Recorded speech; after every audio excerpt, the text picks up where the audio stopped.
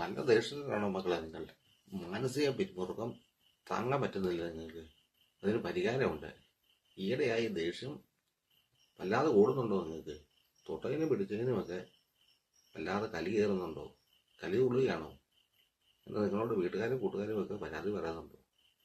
മാനസിക സമ്മർദ്ദവും കൂടുന്നതാകാം കാരണം.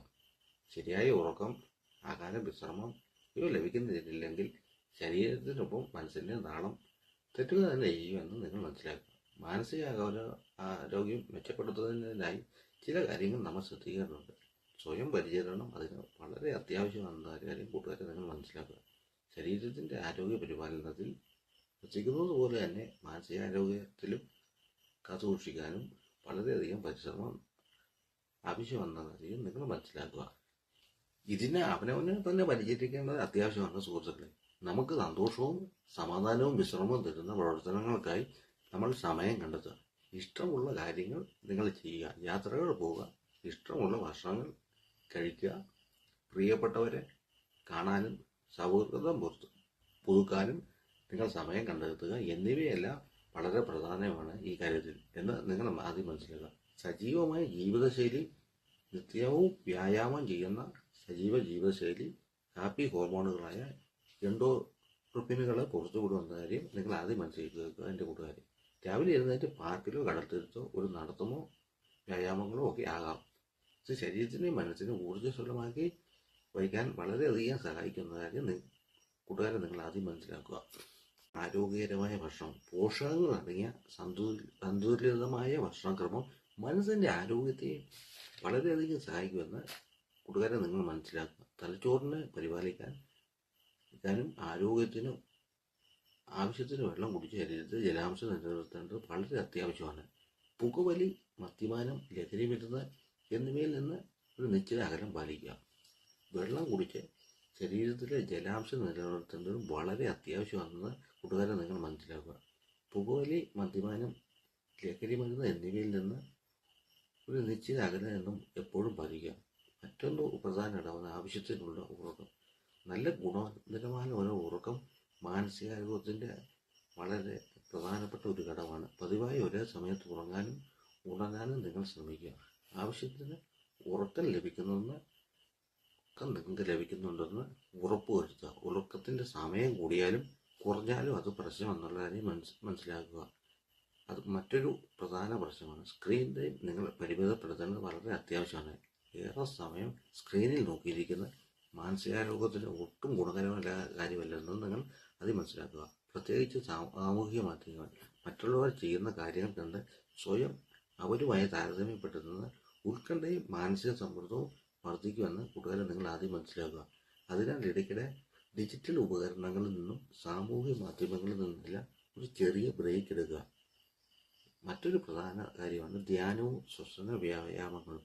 സമ്മർദ്ദത്തെ അകറ്റാനും മനസ്സിനെ ശാന്തമാക്കി വയ്ക്കാനും ഇവയെല്ലാം നിങ്ങളെ വളരെയധികം സഹായിക്കുമെന്ന് സുഹൃത്തുക്കളെ നിങ്ങൾ മനസ്സിലാക്കുക. സാമൂഹിക ബന്ധങ്ങൾ ആണ് മറ്റൊരു പ്രധാന ഘടകം. സുഹൃത്തുക്കളും കുടുംബങ്ങളുമായ അർത്ഥപൂർണവും ആരോഗ്യകരവുമായ ബന്ധങ്ങൾ വൈകാരികവും സാമൂഹികവുമായ ക്ഷേമത്തിന് അത്യാവശ്യമാണെന്ന് കൂട്ടുകാരെ നിങ്ങൾ ആദ്യം മനസ്സിലാക്കുക.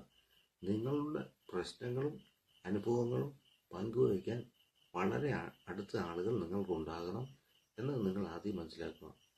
മറ്റൊന്നാണ് ലക്ഷ്യങ്ങളെ മാനേജ് ചെയ്യാൻ കഴിയുന്ന ചെറിയ ടാസ്കുകളായി നിങ്ങൾ എപ്പോഴും വിഭജിക്കണം. എപ്പോഴും യാഥാർത്ഥ്യവുമായി ബന്ധമുള്ള നമുക്ക് കൈവരിക്കാവുന്ന ലക്ഷ്യങ്ങൾ കുറിക്കാൻ നമ്മൾ എപ്പോഴും ശ്രദ്ധിക്കണം.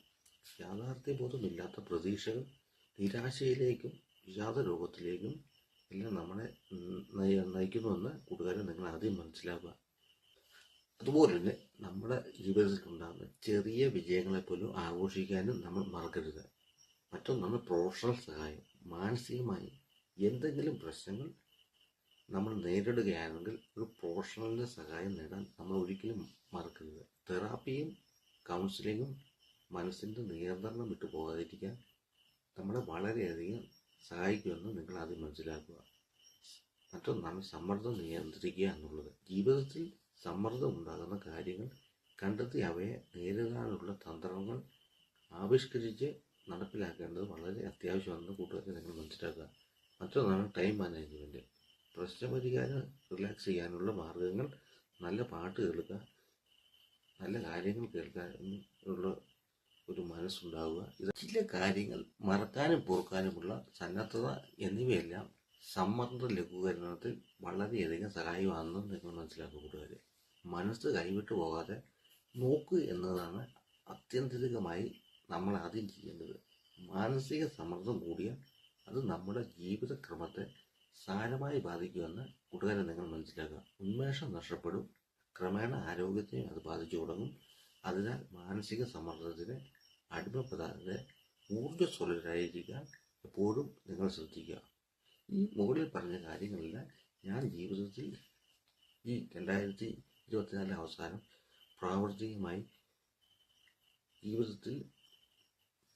പ്രാവർത്തികമാക്കിയ കാര്യങ്ങളാണ്. അതിൽ നിന്ന് എനിക്ക് ഒരുപാട് മാറ്റങ്ങൾ ജീവിതത്തിൽ ഉണ്ടാക്കാൻ സാധിക്കുകയും ചെയ്ത കാര്യങ്ങളാണ്.